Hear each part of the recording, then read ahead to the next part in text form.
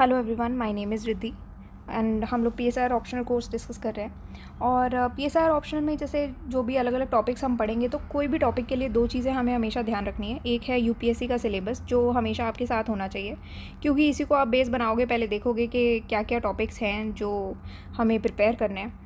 फिर दूसरी चीज़ है प्रीवियस ईयर क्वेश्चंस, क्योंकि अगर आप प्रीवियस ईयर क्वेश्चन नहीं रेफ़र करोगे तो आपको ये नहीं पता लगेगा कि हमें पढ़ना क्या है, कि यूपीएससी पूछ क्या रहा है। अदरवाइज़ आप लोग रैंडमली कहीं भी कुछ भी पढ़ते रहोगे, तो रैंडम टॉपिक्स पढ़ने से या रैंडम मटेरियल उठा के पढ़ने से अच्छा यही है कि जो यूपीएससी पूछ रहा है पहले आप वो देखो, क्योंकि हर साल यूपीएससी क्वेश्चंस रिपीट कर रहा है। तो वो चीज़ ज़्यादा इंपॉर्टेंट है कि आप प्रीवियस ईयर क्वेश्चंस देखो कि किस तरीके से पूछा जा रहा है, यूपीएससी पूछ क्या क्या क्वेश्चंस रहा है और किन क्वेश्चंस के या किन टॉपिक्स के आसपास हमें अपनी प्रिपरेशन रखनी है। क्योंकि इन दी एंड हमारा एम क्या है कि पेपर क्लियर हो जाए, बस ये एम है ना। तो हमें प्रीवियस ईयर क्वेश्चन करके चल जाओगे तो पेपर क्लियर हो जाएगा, क्योंकि हर साल वही क्वेश्चंस रिपीट होते हैं। ठीक है, सेम सिलेबस से आपको, जैसे पहला यूनिट हम लोग यहाँ पर डिस्कस कर रहे हैं मीनिंग एंड अप्रोचेस। अब सिलेबस से आपको सिर्फ ये पता लगेगा कि यूनिट का नाम है meaning and approaches, but approaches में कौन कौन सी अप्रोच पढ़नी है ये कैसे पता लगेगा आपको, है ना। फिर कोई भी कोचिंग या कोई भी पर्सन आपको कोई भी कुछ भी पढ़ाने लग जाए, या आप खुद ही जाके कोई भी मटेरियल उठाओगे और रैंडमली पढ़ने लगोगे, बट उसका क्या फ़ायदा होगा? कोई फ़ायदा ही नहीं होगा। क्यों? क्योंकि आपने ये नहीं देखा कि यूपीएससी ने पूछा क्या है। तो उसके लिए हम लोग रेफ़र करते हैं इसी वजह से प्रीवियस ईयर क्वेश्चन। इससे हमें पता लग जाएगा कि अप्रोचेज़ भी कौन कौन सी प्रिपेयर करनी है। और कुछ अच्छी बुक्स हैं जो अगर आप रेफ़र कर लोगे, उससे आपको ये भी पता लग जाएगा कि कौन सी और अप्रोचेज़ हैं जिनसे कुछ प्रोबेबल क्वेश्चंस बन सकते हैं। अब वो बुक्स वगैरह सब कुछ रेफ़र करके ही हम लोगों ने ऑलरेडी ये नोट्स बनाए हुए हैं, जिससे आपका काम ईजी हो जाता है। आप खुद से प्रिपेयर कर रहे हो वो भी अच्छी बात है, पर वो टाइम टेकिंग चीज़ है। तो अगर आप 2024 या फॉर एग्ज़ाम्पल 2025 के लिए प्रिपेयर कर रहे हो, तो आपको ये सजेस्टेड है कि आप खुद भी नोट्स बना सकते हो। पर अगर आप 2023 के लिए प्रिपेयर कर रहे हो, तो मैं आपको खुद के नोट्स बनाने का सजेस्ट नहीं करूँगी स्क्रैच से, क्योंकि ये बहुत टाइम टेकिंग चीज़ है। हम लोगों ने पिछले 40 साल के प्रीवियस ईयर क्वेश्चंस प्रिपेयर किए हैं। ठीक है, तो सबसे पहले हम देखते हैं कि अप्रोचेज़ में कौन कौन सी अप्रोचेज़ आती हैं। दो तरीके की अप्रोचेज़ में हमने इस पूरे पार्ट को डिवाइड किया है। पहला है ट्रेडिशनल अप्रोच, दूसरा है मॉडर्न अप्रोच। ट्रेडिशनल अप्रोच में हमने फर्दर इसको डिवाइड किया है। नॉर्मेटिव आती है, हिस्टोरिकल आती है, एम्पेरिकल, लीगल, इंस्टीट्यूशनल। हिस्टोरिकल से भी दो तरीके की अप्रोचेज़ आगे आती है, कंटेक्चुअल एंड टेक्सचुअल अप्रोच। क्योंकि कंटेक्चुअल पे ऑलरेडी प्रीवियस ईयर क्वेश्चन है, यूपीएससी ने पूछा हुआ है, इसी वजह से हम लोग अपनी तैयारी इस चीज़ के आसपास रखते हैं कि प्रीवियस ईयर क्वेश्चन क्या है। तो हिस्टोरिकल अप्रोच में से डायरेक्टली क्वेश्चन नहीं आया है, बट कंटेक्चुअल टेक्सचुअल ये आपको करना है, क्योंकि उस पर क्वेश्चन आ चुका है। ऐसे ही एम्पेरिकल अप्रोच है, लीगल इंस्टीट्यूशनल अप्रोच है, ये सारी अप्रोचेज आपको पढ़नी है। फिर मॉडर्न में बिहेवियरल, पोस्ट बिहेवियरल अप्रोच है। ये दोनों अप्रोचेज आप करके जाना, इसमें बहुत क्वेश्चन आए हैं। आगे और फर्दर अप्रोचेज आती हैं, सिस्टम्स अप्रोच है, स्ट्रक्चर फंक्शन अप्रोच है, तो वो भी हम आगे पढ़ेंगे। अब ट्रेडिशनल अप्रोचेस जो कि आपकी है normative, historical, empirical, legal, institutional. ठीक है, इनमें से कौन से क्वेश्चंस आए हुए हैं, तो ये हम देखते हैं। सबसे पहले तो 2020 का ही बिल्कुल ही latest question, discuss the significance of normative approach to political theory. फिर 2002 में क्वेश्चन पूछा था, arguments in the normative versus empirical debate in the study of political theory. तो नॉर्मेटिव अप्रोच पे पूछा, फिर नॉर्मेटिव वर्सेज एम्पेरिकल पे पूछा। फिर 2012 में पूछा, comment on difference between normative and empirical theory of politics. 2002 में भी ये पूछा था, 2012 में अगेन सेम क्वेश्चन रिपीट हो गया ना। फिर 2001 में भी क्वेश्चन पूछा हुआ था, relevance of contextualist approach to the study of political theory. अब यहाँ पर कंटेक्चुअलिस्ट के बारे में पूछ ले, जो कि हिस्टोरिकल अप्रोच के अंडर आता है। तो यहाँ पर क्वेश्चन कौन से रिपीट हो रहे हैं ट्रेडिशनल अप्रोचेज में? नॉर्मेटिव, नॉर्मेटिव एम्पेरिकल का डिफरेंस, नॉर्मेटिव एम्पेरिकल का डिफरेंस, कंटेक्चुअलिस्ट, ये क्वेश्चन आए हैं। ठीक है, तो इसीलिए हमारे लिए इंपॉर्टेंट क्या है? नॉर्मेटिव, फिर नॉर्मेटिव एम्पेरिकल का डिफरेंस, इसलिए एम्पेरिकल।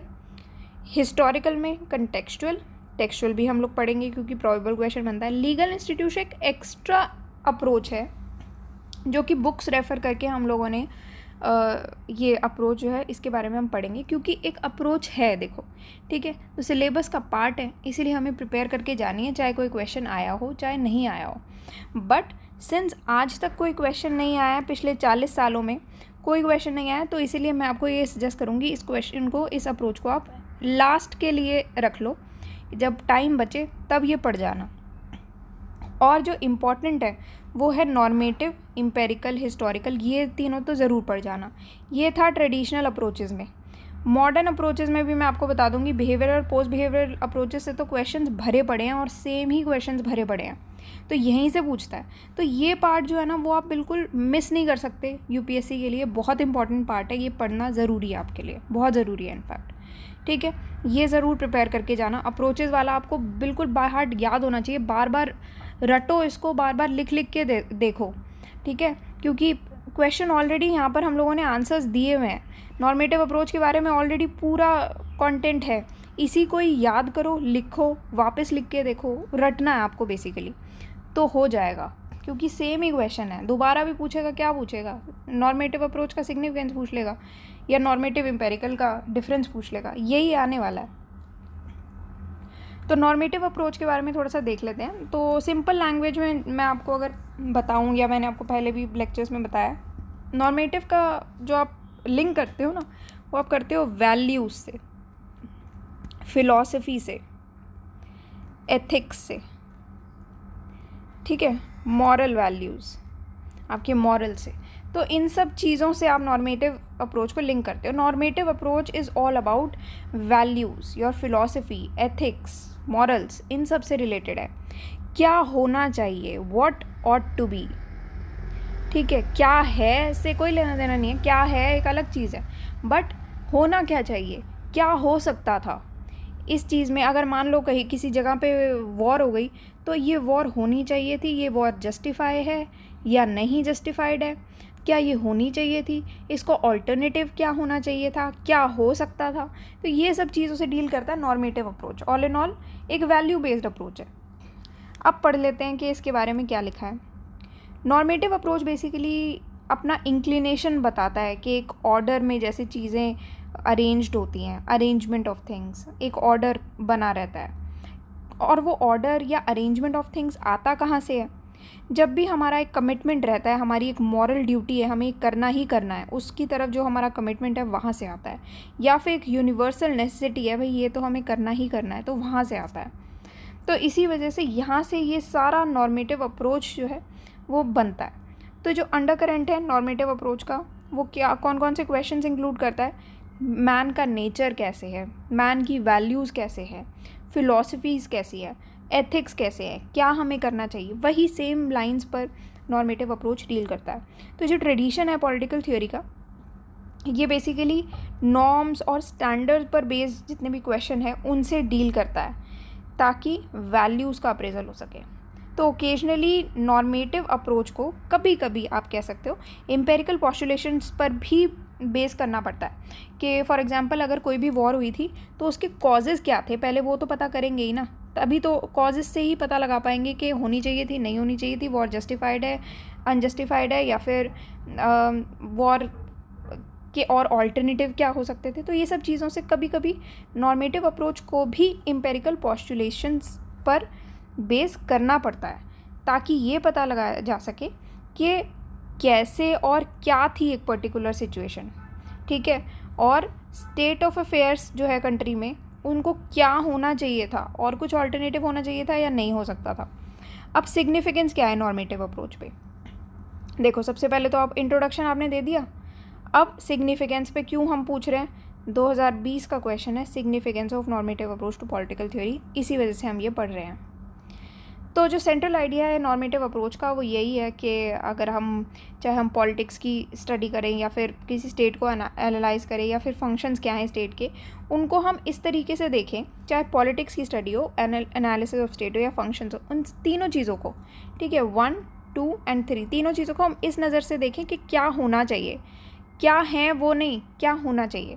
तो जो नॉर्मेटिवनेस है वो क्या होना चाहिए, क्या होना बेसिकली ये है कि चाहिए और क्या होना चाहिए पे ज़्यादा प्रेफरेंस दी हुई है, क्या चल रहा है या क्या है उस पर प्रेफरेंस कम दी हुई है।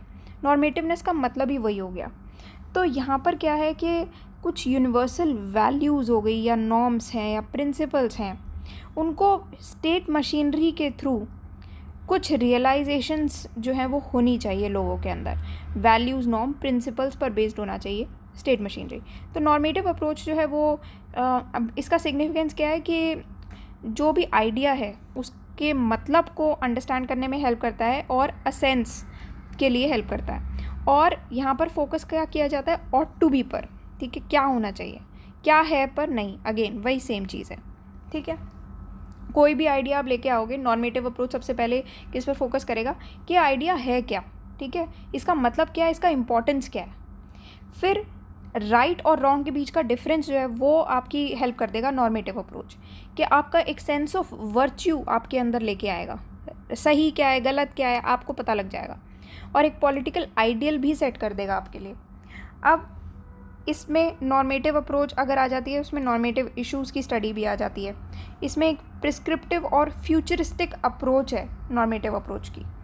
तो अगर आप किसी भी डिसिप्लिन का नेचर को कंसिडर करते हो तो नॉर्मेटिव अप्रोच जो है वो सबसे सूटेबल रहती है अगर आपको कोई भी पॉलिटिकल थ्योरी पढ़नी है तो।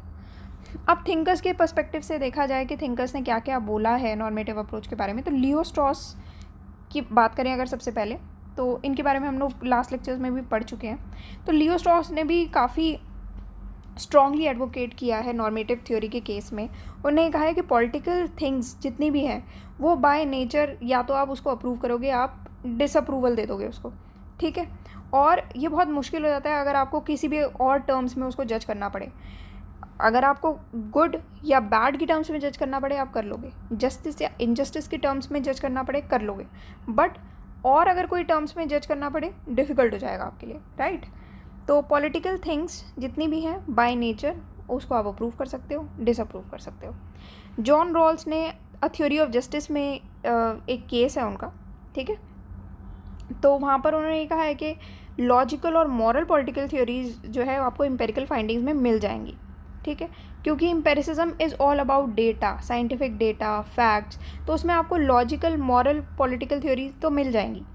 बट रॉल्स जो है एक ओरिजिनल पोजीशन क्रिएट करने की बात करते हैं ताकि वो जितने भी अभी आजकल जो प्रॉब्लम्स चल रही हैं, आजकल जो इश्यूज चल रहे हैं उनको, जैसे कौन कौन से आगे आपके डिस्ट्रीब्यूटिव जस्टिस के बारे में जॉन रॉल्स ने बात की थी, तो ये आपके रियल वर्ल्ड चैलेंजेस हैं, कंसर्न्स हैं। वेलफेयर स्टेट के बारे में बात की है जॉन रॉल्स ने, वो भी आपके रियल वर्ल्ड कंसर्न्स हैं। तो इन रियल वर्ल्ड चैलेंजेस या रियल वर्ल्ड कंसर्न्स को हम नॉर्मेटिव फिलोसफिकल आर्ग्यूमेंट से कनेक्ट कर दें, ठीक है। तो ये ओरिजिनल पोजीशन बनाने की बात की है जॉन रॉल्स ने कि क्या होना चाहिए और आजकल चैलेंजेस क्या फेस हो रहे हैं। अगर हम इन दोनों चीज़ों को मिला दें तो हमारा सोल्यूशन निकल आएगा, है ना। तो ये भी एक बहुत अच्छी चीज़ है, बहुत अच्छा पॉइंट है जॉन रॉल्स की तरफ से। तो अगर हम नॉर्मेटिव पॉलिटिकल थ्योरी को डिफाइन करते हैं ईसा बर्लिन के वर्ड्स में, तो ये क्या है, discovery and application of moral notions in the sphere of political relations and practice, ठीक है। सिंपली वही सेम चीज़ बात की गई है कि मॉरल नोशंस, वैल्यूज़, वही सब चीज़ों के इर्द गिर्द घूमता है ये नॉर्मेटिव पॉलिटिकल थ्योरी। अब डिफरेंस क्या है नॉर्मेटिव और एम्पेरिकल थ्योरीज़ में, इस पे भी क्वेश्चन पूछा गया। बट इस क्वेश्चन को समझने के लिए, इस पॉइंट को समझने के लिए आपको पहले ये समझना पड़ेगा कि एम्पेरिकल थ्योरी क्या है। तो एम्पेरिकल अप्रोच बेसिकली क्या है। एम्पेरिकल पॉलिटिकल थ्योरी ने 20वीं सेंचुरी में पॉलिटिकल थ्योरी को काफ़ी डोमिनेट किया था, ठीक है। और ये जितनी भी थ्योरीज थी वो एम्पेरिकल ऑब्जर्वेशन से ही डिराइव हुई थी। एम्पेरिकल पॉलिटिकल थ्योरी ने बेसिकली जितने भी वैल्यू जजमेंट से थ्योरीज डील कर रही थी ना, मतलब कि नॉर्मेटिव थ्योरी की इन शॉर्ट बात की गई है, ऐसी कोई भी थ्योरी जिसमें वैल्यूज़ इन्वॉल्व हैं, ऐसी सारी थ्योरीज़ को एम्पेरिकल पॉलिटिकल थ्योरी ने नॉलेज का स्टेटस देने के लिए मना कर दिया कि यहाँ पर नॉलेज तो है ही नहीं कहीं पर, है ना, यहाँ पर सिर्फ वैल्यूज़ हैं। तो एम्पेरिकल पॉलिटिकल थ्योरी ने बिल्कुल रिफ्यूज़ कर दिया कि हम नॉलेज का स्टेटस ये वैल्यू बेस्ड थ्योरीज़ को देंगे ही नहीं, ठीक है। अब एम्पेरिकल थ्योरी जो है वो बेसिकली किस पर रिलाई करती है कि फैक्ट्स कलेक्शन पर रिलाई करती है। फैक्ट्स हम ज़्यादा कलेक्ट करेंगे थ्रू ऑब्जर्वेशन, ऑब्जर्व करेंगे, फैक्ट्स आएंगे, या फिर फर्स्ट हैंड डेटा कलेक्शन पर, इन सब चीज़ों पर ये रिलाई करती है। तो इसकी जो मेथडोलॉजी है वो basically it is based on collecting facts. तो यहाँ पर ओपिनियन और मेथड में ना एक डिफरेंस होता है। जब भी हम डेटा कलेक्शन पर रिलाई करते हैं तो कोई ना कोई मेथड, हम लोग एक पर्टिकुलर मेथड तो लेके आते ही हैं जिसको हम कहते हैं साइंटिफिक, या फिर जो भी डेटा कलेक्ट होता है या फिर जो भी पर्सन डेटा कलेक्ट करता है तो एक साइंटिफिक वर्ड जो है उसको डेजिग्नेट कर दी जाती है, ठीक है। तो एक डिफरेंस होता है ओपिनियन में और मेथड में कि एक इंसान जो है वो किस पर रिलाई कर रहा है।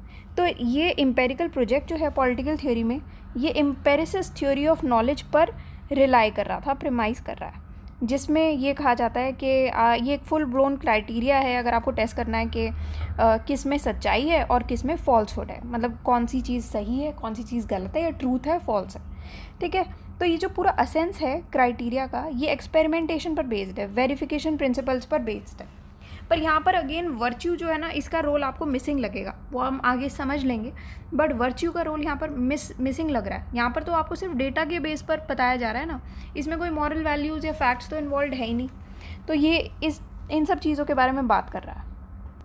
तो यहाँ पर क्या है, एक बेसिक चीज़ के बारे में बात की जा रही है कि या तो अगेन यहाँ से आप लिंक कर सकते हो इसको, अगेन वही सेम चीज़ है कि ओपिनियन और मेथड में एक डिफरेंस होता है कि आप किस पर रिलाई कर रहे हो। किसी भी पर्सन जिसने एक डेटा कलेक्ट किया उसके ओपिनियन पर रिलाई कर रहे हो, या फिर एक पर्टिकुलर मेथड या साइंटिफिक मेथड जिसे आप कहते हो, उस मेथड से अगर डेटा कलेक्ट किया जा रहा है उस पर रिलाई कर रहे हो, किस पर रिलाई कर रहे हो। ठीक है, अब कुछ थिंकर्स हैं जिन्होंने अपने पर्सपेक्टिव्स दिए हैं एम्पेरिसिज्म में। जैसे A.G. जॉनसन है, उन्होंने ब्लैकवेल डिक्शनरी ऑफ सोशियोलॉजी में ये कहा है कि एम्पेरिसिज्म जो है वो एक फ़िलोसफिकल अप्रोच है जो कि एक ऐसे आइडिया से आती है, या एक ऐसे आइडिया पर बेस्ड है कि सिर्फ एक ही वैलिड फॉर्म ऑफ नॉलेज है, जितनी भी अदर वैल्यूज़ हैं या जो भी वैल्यू बेस्ड थ्योरी चल रही हैं वो गलत है, उसमें नॉलेज आती ही नहीं है। ठीक है, तो यही एक इकलौती वैलिड फॉर्म ऑफ नॉलेज है जो कि अपनी सेंसेस यूज़ करके गैदर की जाती है। तो इस पर्सपेक्टिव के हिसाब से अगर कोई भी चीज़ ऑब्ज़र्व नहीं की जा रही, कोई भी ऐसी चीज़ है जो ऑब्ज़र्व नहीं की जा सकती, तो उसका कोई यूज़ ही नहीं है। आपको उसको नेचुरल या फिर और फिनोमिना से आप एक्सप्लेन करने का उसका कोई मतलब ही नहीं बनता। ठीक है, तो यहाँ पर इस बारे में बात की। अब आप देखोगे ये भी काफ़ी ना एक्सट्रीम स्टेटमेंट्स दी जा रही हैं, और इसी पर ही बेस्ड होता है आगे बिहेवियरलिज्म। इसी वजह से बिहेवियरलिज्म भी फेल हुआ था, सक्सीड नहीं हो पाया था, और उसके बाद अगेन पोस्ट बिहेवियरलिज्म लाना पड़ा था, वो भी हम आगे पढ़ेंगे। तो एक क्रोनोलॉजी है जो चलती आ रही है। तो जब भी एक्सट्रीम स्टेटमेंट दी जाती है ना, तो वो कहीं ना कहीं आप देखोगे फेल होती हैं। तो डेविड सैंडर्स जैसे कहते हैं कि अगर हम एम्पेरिकल थ्योरी की बात करते हैं तो एक set of interconnected abstract statements है। इसमें एजम्पशंस आती हैं, डेफिनेशंस आती हैं, एम्पेरिकली टेस्टेबल हाइपोथेसिस आते हैं, जिससे हम कोई भी अगर गिवन फिनोमिना है या कोई भी सेट ऑफ फिनोमिना है उनको हम डिस्क्राइब कर सकते हैं, एक्सप्लेन कर सकते हैं कि क्यों हुए हैं, कैसे हुए थे ये फिनोमिना। अब ये जो एम्पेरिकल प्रोजेक्ट है पॉलिटिकल थ्योरी में, ये एम्पेरिकल थ्योरी ऑफ नॉलेज पर ही बेस्ड है, जैसे कि हमने बताया था, और ये एक ऐसा फुल ब्लोन क्राइटेरिया है अगेन जिससे आप ट्रूथ फॉल्स में डिफरेंस कर सकते हो, और अगेन एक्सपेरिमेंटेशन वेरिफिकेशन प्रिंसिपल पर ये बेस्ड है। आपको एक और एस्पेक्ट है जिससे हम रैशनलिज्म और एम्पेरिसिज्म में ना कंफ्यूज कर जाते हैं। क्योंकि रैशनलिज्म के हिसाब से अलग अलग तरीके आते हैं जिससे हम लोग एक्सपीरियंस गेन करते हैं इंडिपेंडेंटली। क्यों करते हैं? ताकि हम नॉलेज पाएँ या फिर कंसेप्ट्स की नॉलेज हमें हो पाए। ठीक है, तो अब एम्पेरिसिज्म को अगर हम देखें, ये तो हो गया आपका रैशनलिज्म। एम्पेरिसिज्म की अगर हम बात करते हैं तो एक्सपीरियंस जो है उसको main source of every piece of knowledge consider कहा गया है। कोई भी हमें अगर नॉलेज चाहिए, कंसेप्ट का पता लगाना है, तो मेन सोर्स क्या है, कहाँ से आ सकता है? एक्सपीरियंस से आ सकता है। तो मेन सोर्स जो है वो एक्सपीरियंस है। एम्पेरिसिस जो है वो कॉम्प्लीमेंट्री सेंसेस प्रेजेंट करते हैं रिलेटेड टू थॉट। अब जब भी पॉलिटिकल थ्योरी जो है वो इस इन्फ्लुएंस में चल रही थी, एम्पेरिसिज्म के इन्फ्लुएंस में चल रही थी, या फिर बेसिकली एम्पेरिसिस थ्योरी पर चल रही थी, तो एम्पेरिकल थ्योरी में मोस्टली क्या है, फैक्ट्स, डेटा, आपकी वैल्यूज़ की कोई इम्पॉर्टेंस ही नहीं रहेगी क्योंकि नॉलेज है ही नहीं उसमें। ठीक है, तो एक रेवोल्यूशन स्टार्ट हुआ था जो कि बिहेवियरल रेवोल्यूशन के नाम से पॉपुलर हुआ। यही सेम चीज़ जो मैंने अभी आपको बताई थी। तो ये रेवोल्यूशन जो है कमांडिंग पोजीशन पे पहुंच गया था with in political theory in the 1950s, और पूरा स्टडी रिसर्च को इसने एनगल्फ कर लिया था। नए नए फीचर्स आ गए थे इस टाइम पर, जैसे कि क्वांटिटेटिव टेक्निक जो है एनालिसिस में, उसको एनकरेज किया गया। नॉर्मेटिव फ्रेमवर्क को डिमोलिशन कर दिया गया कि भई वैल्यू बेस्ड तो आप छोड़ ही दो, इसमें तो कोई नॉलेज ही नहीं है, किसी काम की ही नहीं है। और ये बोल रहे थे ये लोग कि अगर कोई चीज़ में अगर आप एक्सप्लेन कर नहीं सकते तो वो तो एक्सप्लेनेबल है ही नहीं, है ना। डेटा से एक्सप्लेन नहीं हो रही, इसका मतलब एक्सप्लेन ही नहीं हो सकती वो। तो एक एक्सट्रीम स्टेटमेंट जा रही थी। एम्पेरिकल रिसर्च को प्रमोट किया गया, ठीक है, which can be susceptible to statistical tests.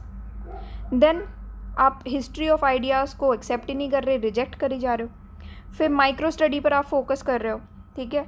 क्यों? क्योंकि माइक्रो स्टडी करके आप एम्पेरिकल ट्रीटमेंट जो है वो अचीव कर सकते हो। एम्पेरिसिज्म से रिलेटेड है ना माइक्रो स्टडी भी। अब स्पेशलाइजेशन को ग्लोरीफाई कर रहे हो, देन डेटा कलेक्शन पर भी आप ज़्यादा फोकस कर रहे हो कि आपने कोई भी बिहेवियर है, कोई भी इंडिविजुअल है, उसके बिहेवियर को एनालाइज किया, उससे आप डेटा कलेक्ट कर रहे हो। वैल्यू फ्री रिसर्च पर फोकस हो रहा था, जिस ऐसी रिसर्च जिसमें वैल्यूज़ हो ही नहीं, तो वैल्यू फ्री रिसर्च पर फोकस हो रहा था।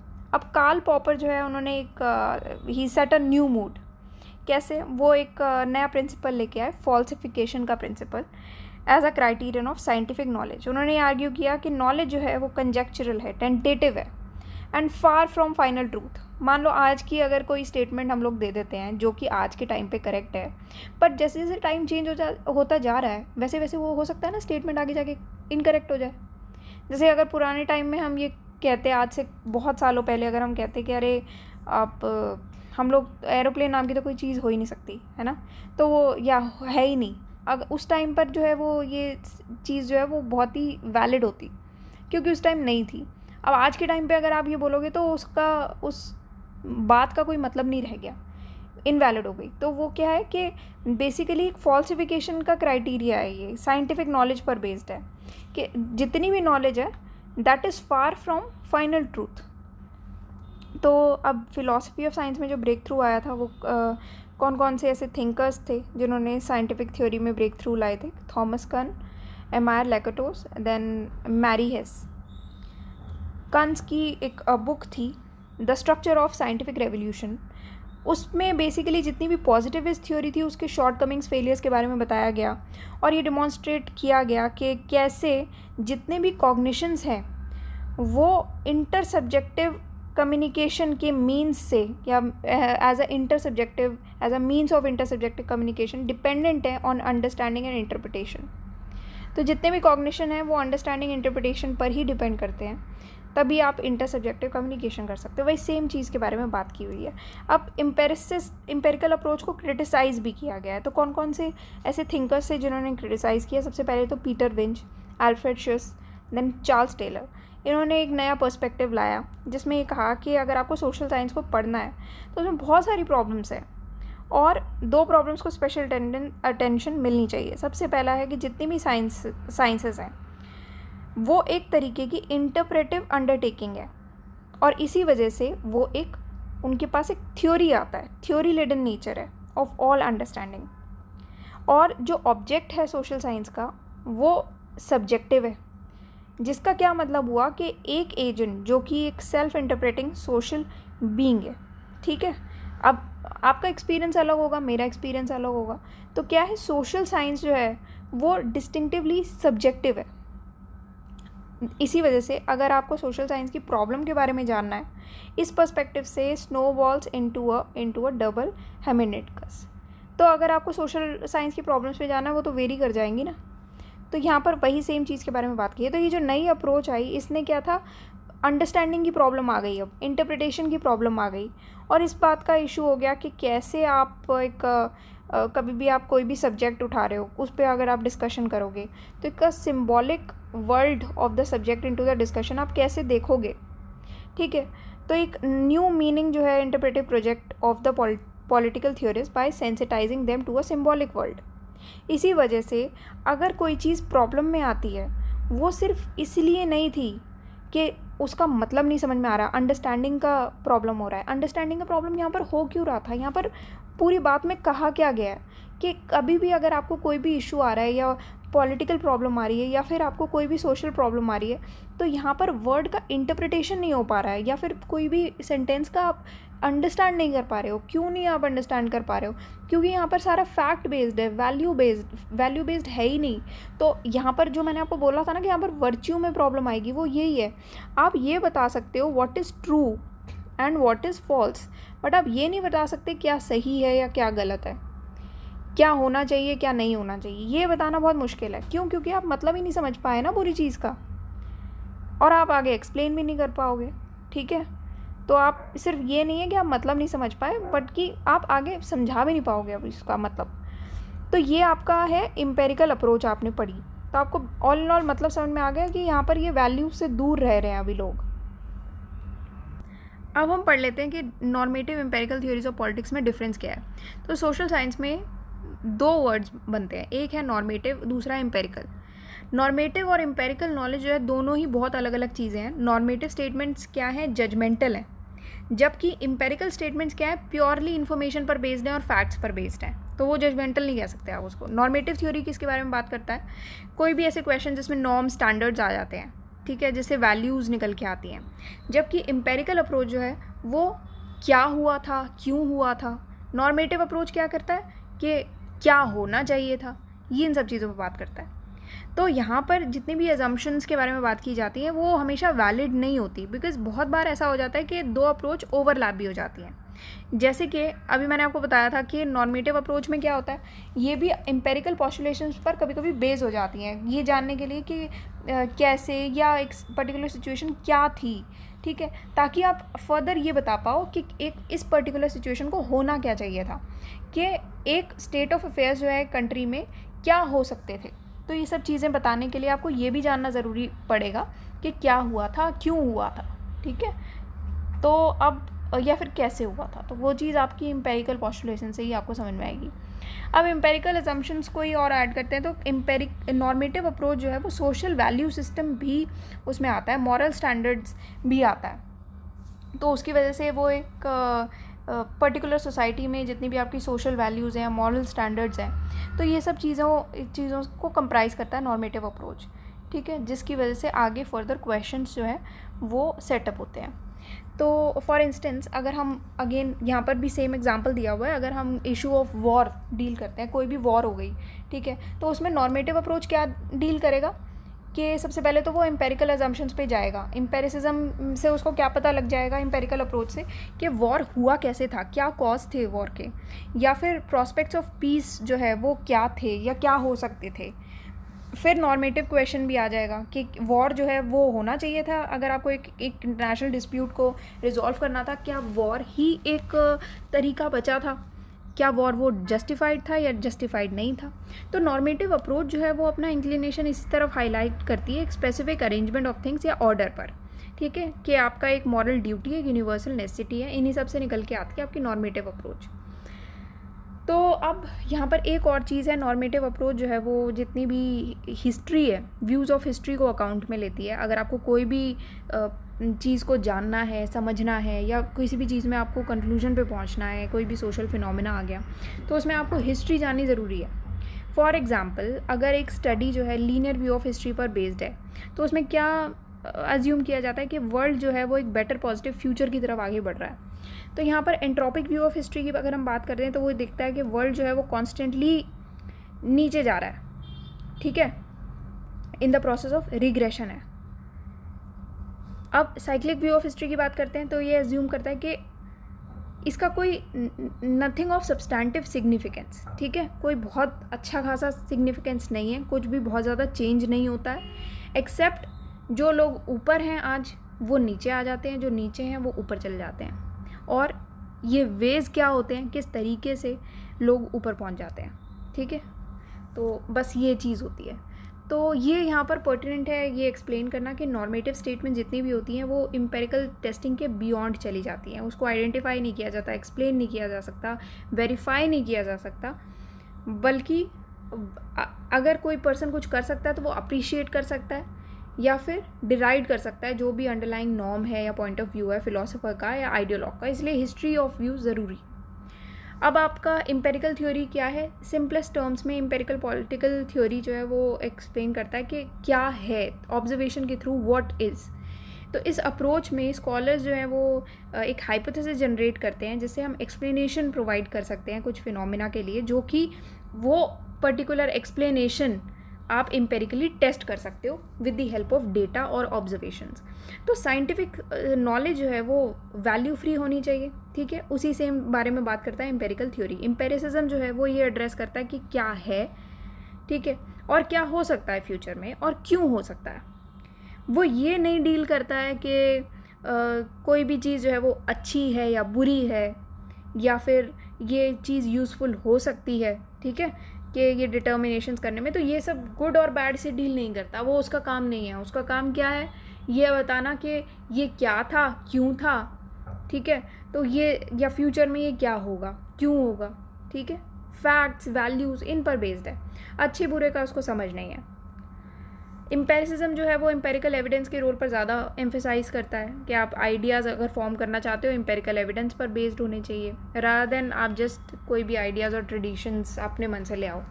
मोस्ट इंपॉर्टेंट साइंटिफिक नॉलेज जो है वो वेरिफिकेशन पर डिपेंड करती है, मतलब कि आपका एक्सेप्टेंस या रिजेक्शन अगर आप करते हो किसी भी स्टेटमेंट्स का रिगार्डिंग समथिंग नोन, ये कोई भी नोन चीज़ है वो ऑब्जर्वेशन पर ही बेस्ड होनी चाहिए, तभी आप उसको एक्सेप्ट या रिजेक्ट कर सकते हो।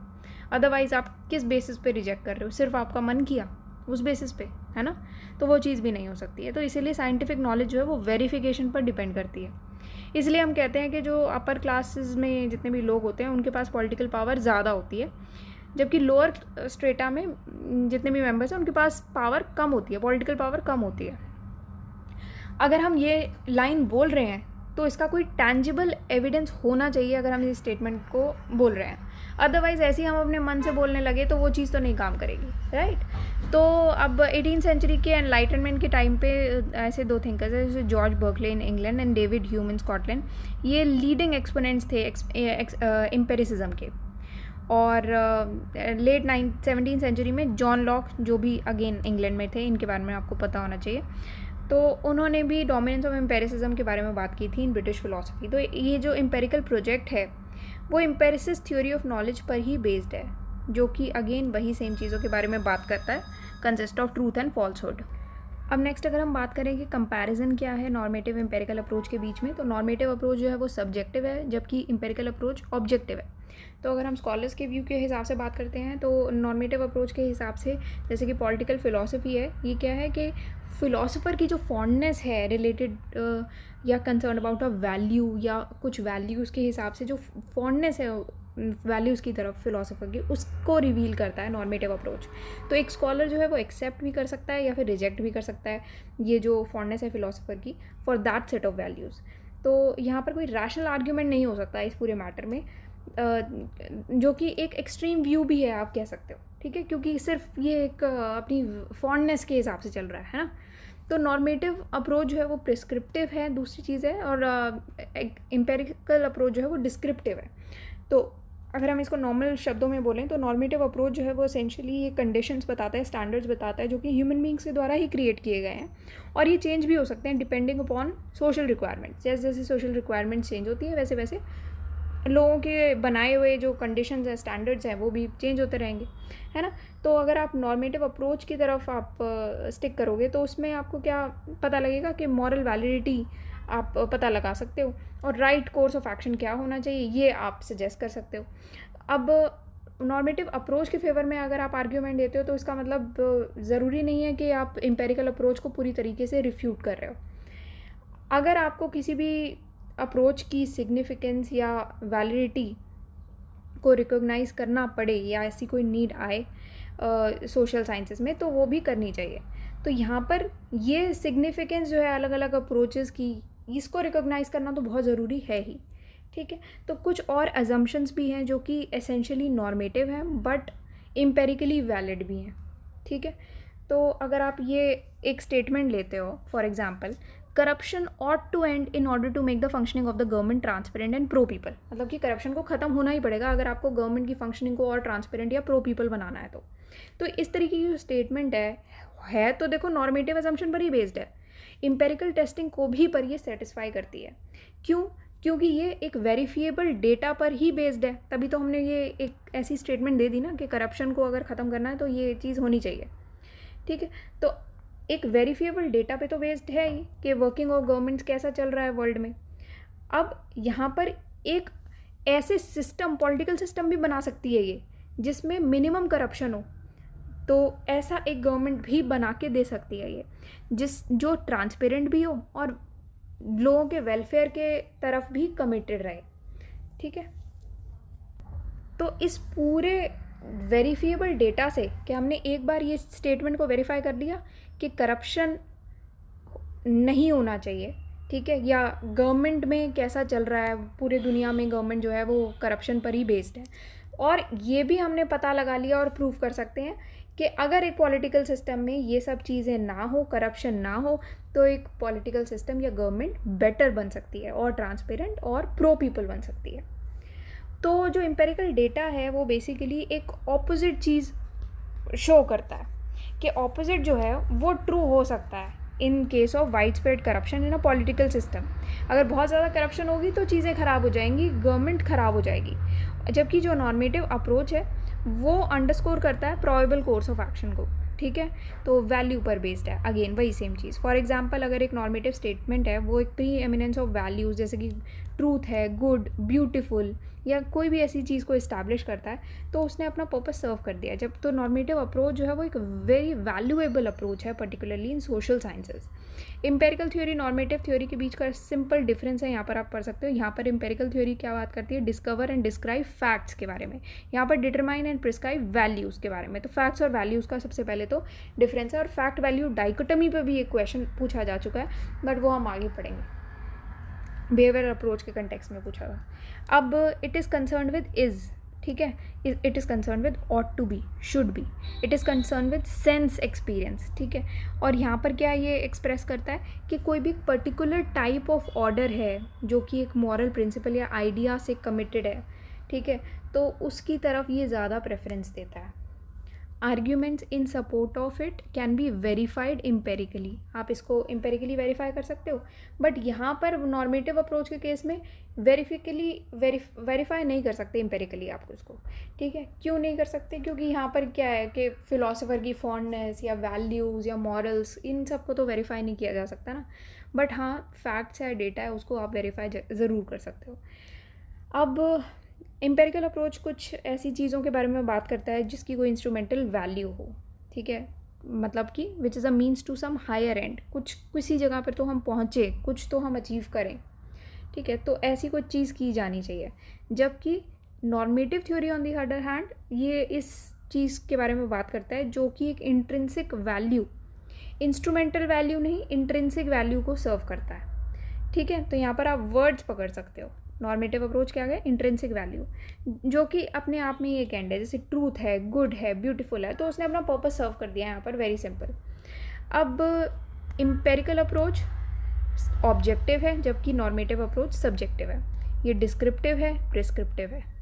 ये अनऑल्टरेबल लॉज से डील करती है, जैसे कि लॉ ऑफ ग्रेविटी, ठीक है, ये डील करती है ऑल्टरेबल लॉ से, जैसे कि लॉज गवर्निंग प्रॉपर्टी, चेंज हो सकते हैं ना, ऑल्टर किए जा सकते हैं। अब लॉ ऑफ ग्रेविटी तो ऑल्टर नहीं किया जा सकता ना, इसीलिए एम्पेरिकल अप्रोच अनऑल्टरेबल लॉ से डील करती है, जो फैक्ट है फैक्ट है। अब डिस्क्रिप्शन जो है वो can be followed by prescription, ठीक है, मतलब कि अभी प्रिस्क्रिप्शन जो है on the other hand may be preceded by description, ठीक है। अब criteria of validity is true और false, criteria of validity is right और रॉन्ग, एम्पेरिकल में, नॉर्मेटिव में। एम्पेरिकल ये नहीं बता सकता सही गलत क्या है, नॉर्मेटिव ये बता सकता है कि सही गलत क्या है, क्यों, क्योंकि वो अपनी वैल्यूज़ पर बेस्ड है। एम्पेरिकल क्या है, वो अपने ट्रू फॉल्स बता सकता है, आपको क्या सही था क्या गलत था ये बता सकता है, नॉट राइट और रॉन्ग। तो इतना ही था एम्पेरिकल नॉर्मेटिव। सबसे पहले आपको ये समझना है एम्पेरिकल क्या होता है, नॉर्मेटिव क्या होता है, अब दोनों के बीच का फिर डिफरेंस समझना है, दोनों को कंपेयर करना है, सिंपल यही इसका मतलब है, यही आपको फॉलो करना है, ठीक है। नेक्स्ट लेक्चर में हम लोग नेक्स्ट अप्रोच पढ़ेंगे, हिस्टोरिकल अप्रोच डिस्कस करेंगे। Also this our website synopsisis.in, यहाँ पर आप जाओगे PSIR ऑप्शनल कोर्सेज में, जैसे ऑप्शनल कोर्स में जाओगे PSIR ऑप्शनल में, तो जितना भी आपको कोई भी डिटेल चाहिए अबाउट दिस कोर्स वो आपको यहाँ से मिल जाएगी। तो जो भी ये बैचेस चल रहे हैं वो आपको यहाँ से मिल जाएंगे। एंड 22 के एनरोलमेंट्स क्लोज्ड हैं, 23, 24, 25 के एनरोलमेंट्स चल रहे हैं, तो वो आप यहाँ से देख सकते हो। और यहाँ पर आपको ई बुक आप डाउनलोड कर सकते हो, जो आपकी प्रीवियस ईयर क्वेश्चंस की बुक है, प्रीवियस ईयर क्वेश्चंस की बुक या फ्री अवेलेबल है, इसको आप डाउनलोड कर सकते हो। तो सारे प्रीवियस ईयर क्वेश्चन आप देखोगे, आपको ये पता लग जाएगा कौन से टॉपिक्स रिपीट हो रहे हैं, क्या हमें पढ़ के जाना है, और प्रिपरेशन किन सब्जेक्ट्स के किन टॉपिक्स के अराउंड आपको अपनी स्टिक करनी है। Okay, so that's all for today and thank you for watching the lecture.